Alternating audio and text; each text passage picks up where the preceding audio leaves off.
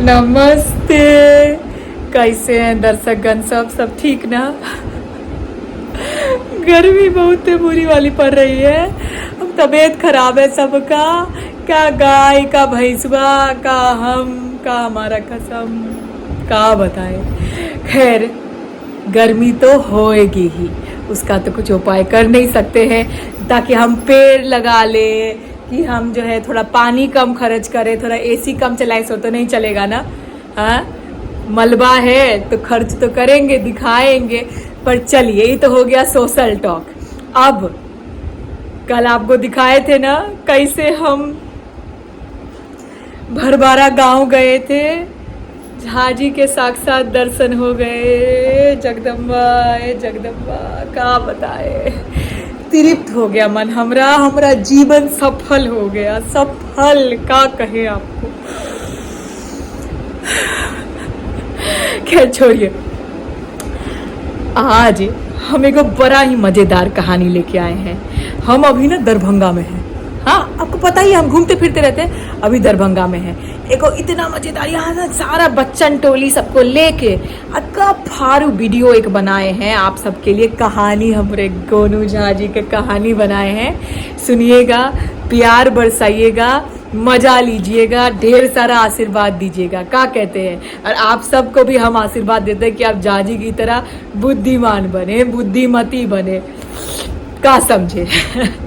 तो जैसा कि आपको मालूम है कि हमरे जो राजा जी हैं, महाराजा जी, महाराजाधिराज, हमरे पालन करता जो हैं, वो कविता कौशल, अरे काली कविता क्या, कोनो भी आर्ट फॉर्म ले लीजिए, वो इतना अच्छा, इतने बड़े विद्वान हैं, वो सब में अपना विशेष टिप्पणी देते हैं।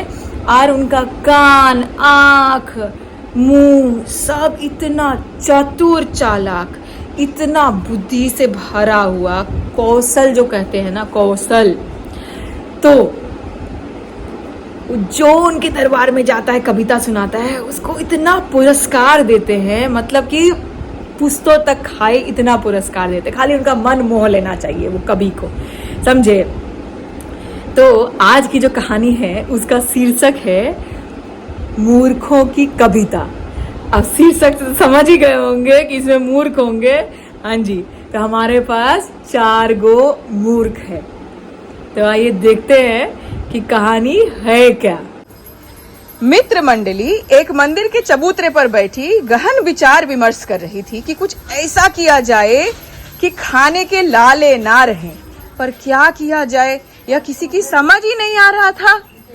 हम लोग ना इस मंदिर के पुजारी बन जाते हैं, फिर सारा गांव यहाँ आएगा, दान पान करेगा और उसी से हम अपना जीवन यापन कर लेंगे। मूर्ख, एक मंदिर में एक ही पुजारी होता है, और पुजारी भी ऐसा जो सब पूजा पाठ जानता हो। हम में से तो कोई नहीं जानता।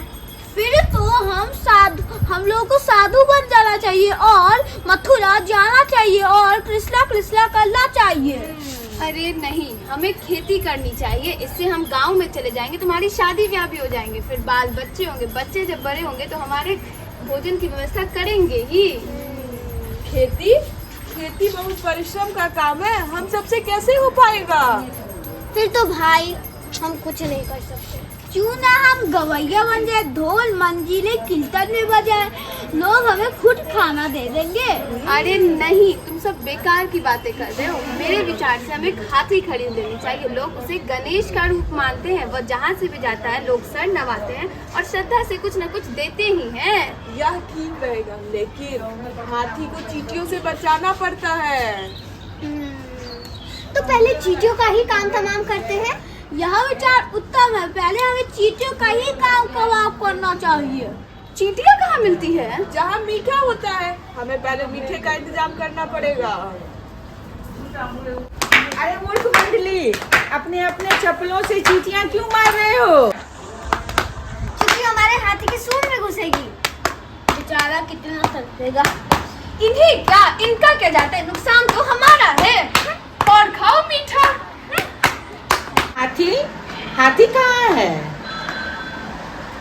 अभी खरीदा नहीं है, खरीदने का विचार किया है, लेकिन पहले चींटियों का ख्याल है तो सोचे इसे ही खत्म कर देते हैं।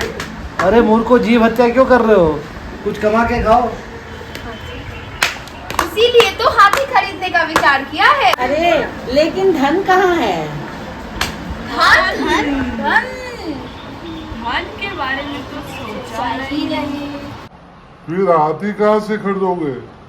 चारों मित्र यही सोच रहे थे कि भैया पैसा आएगा कहाँ से, कि तभी उन्हें लाल बहादुर आते नजर आए। ओ लाल बहादुर भैया, तनी किधर तो आवा। अकारण मुझे बुलाने की क्या जरूरत है? इस पोटली में तो पुरस्कार में मिला धन होगा। अच्छा, तो इसे ही चुराने का आप चारों का मन है? एक कविता का कितना पुरस्कार होगा? भाई ये तो कविता पर निर्भर करता है, जैसा गुण कविता रहेगा वैसा ही पुरस्कार मिलेगा। भैया अब तो यही एक मार्ग है धन कमाने का। चलो चलकर दरबार में एक बढ़िया सी कविता सुनाते हैं। चारों चल पड़े। रास्ते भर सोचते रहे पर कहीं कुछ समझ न आए। अचानक एक गूलड़ के पेड़ के नीचे चारों रुक गए। कुछ सोच रहे थे कि एक गूलड़ पककर गिर गया।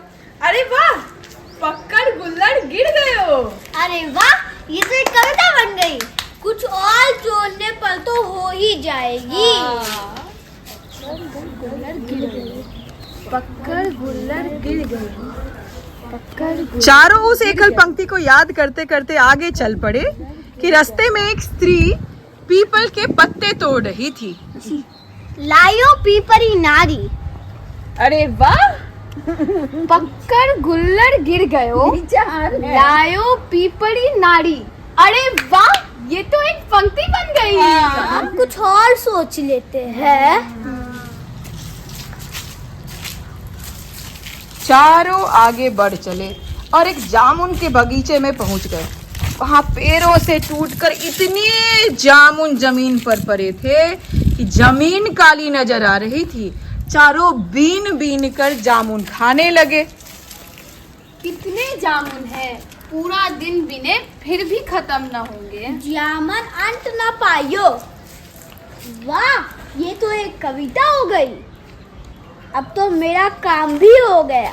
गुल्लड़ पक्कड़ गिर गयो, लायो पीपरी नारी, जामन अंत न पाइयो। अरे वाह, ये तो कविता हो गई।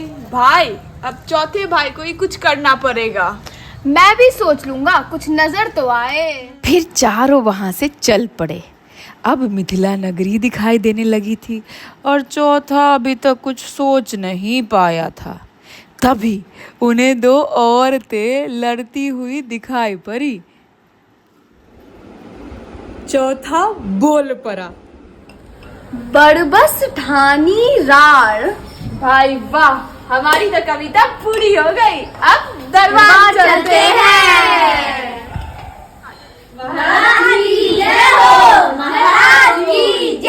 अरे आइए पधारिए, बैठिए आप सब बैठिए।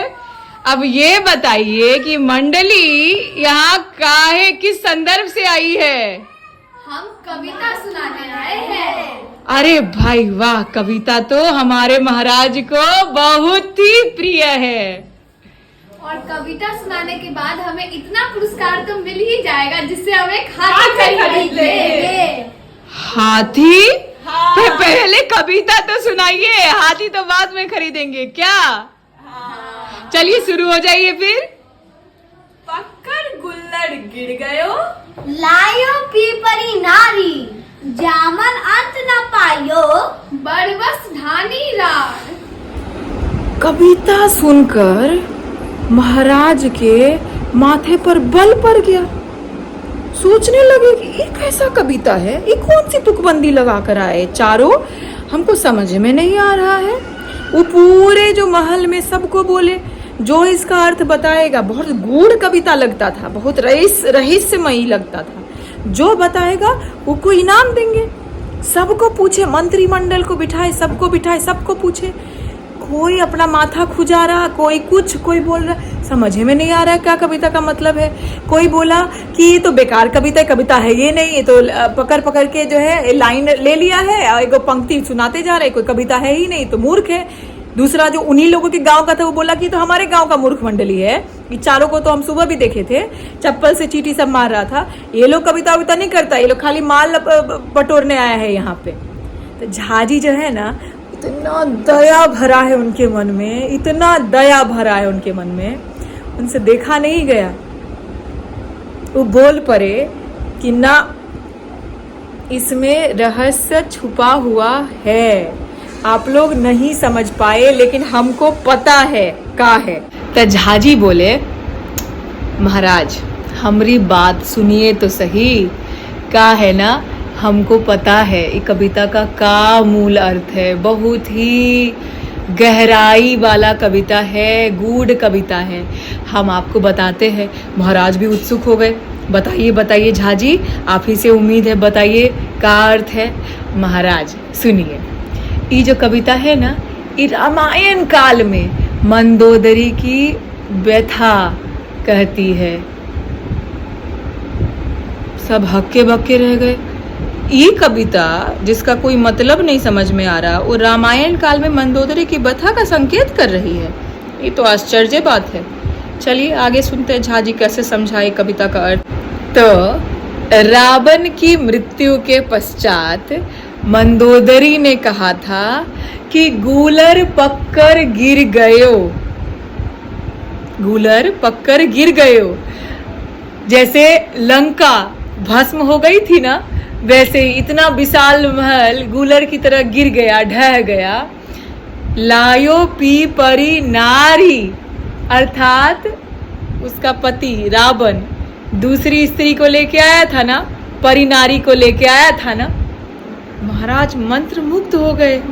झाजी का कह रहे हैं आप, इतना गूढ़ कविता है, हम तो समझे ही नहीं थे। महाराज हम हैं ना, हम बताते हैं। जा मन अंत न पाइयो, झाजी ने आगे स्पष्ट किया, अर्थात जिन त्रिलोकीनाथ राघवेंद्र राजा राम के मन का योगी महायोगी भी अंत ना पा सके, बरबस ठानी रार, अर्थात उन पुरुषोत्तम से बरबस की लड़ाई की और काल कबलित हुए। वाह वाह वाह वाह, अति उत्तम अति उत्तम। महाराज के मुख कमलों से अपनी तारीफ सुन के चारों बहुत खुश हुए, इतने प्राउड फील कर रहे थे। फटाफट अपना इनाम लिया और निकल पड़े यहाँ से, जल्दी जल्दी खुशियाँ मनाते हुए एकदम गदगद मन करके निकले और बैठ गए देखने के लिए कि क्या क्या मिला। उसके बाद इन्होंने एक ही बात बोली,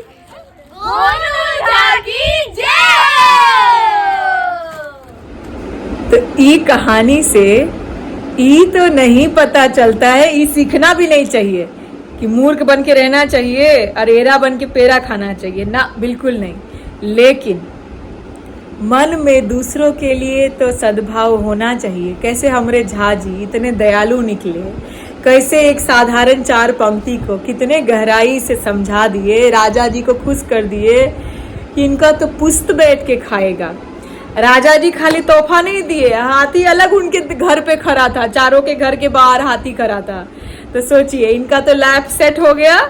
अब आप भी अपना लैप सेट करिए और दूसरों को प्रेम और श्रद्धा की नजर से देखिए, यही हमारी विनती है। चलिए गर्मी का मजा लेते रहिए और हम पर प्यार बरसाते रहिए और अपने कमेंट में जरूर लिखिएगा हमारी मूर्ख मंडली आपको कैसी लगी। चलिए।